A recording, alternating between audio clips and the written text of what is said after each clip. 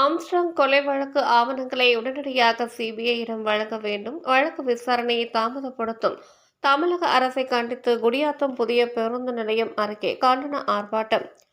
வேலூர் மாவட்டம் குடியாத்தம் புதிய பேருந்து நிலையம் அருகே தமிழ் மாநில பகுஜன் சமாஜ் கட்சி வேலூர் மாவட்டம் சார்பில் ஆர்ப்பாட்டம் நடைபெற்றது.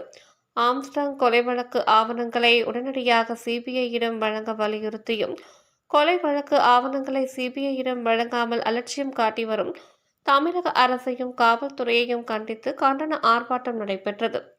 இதில் 150க்கும் மேற்பட்ட தமிழ் மாநில பகுஜன் சமாஜ் கட்சி தொண்டர்கள் கலந்து கொண்டு ஆம்ஸ்ட்ராங் கொலை வழக்கை சிபிஐ உடனடியாக விசாரணை செய்ய வேண்டும், ஆம்ஸ்ட்ராங் கொலை வழக்கில் சிறையில் உள்ளவர்களுக்கு ஜாமீன் வழங்கக்கூடாது எனவும், மேலும் தமிழக அரசையும் காவல்துறையும் கண்டித்து கண்டன கோஷங்கள் எழுப்பப்பட்டது.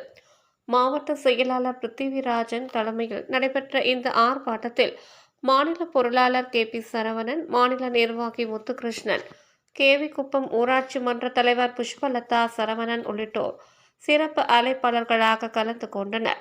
முடிவில் மாவட்ட தலைவர் வெங்கடேசன் நன்றி உரை கூறினார். இந்த கண்டன ஆர்ப்பாட்டத்தை முன்னிட்டு குடியாத்தம் புதிய பேருந்து நிலையம் அருகே ஏராளமான போலீசார் பாதுகாப்பு பணியில் ஈடுபடுத்தப்பட்டிருந்தனர்.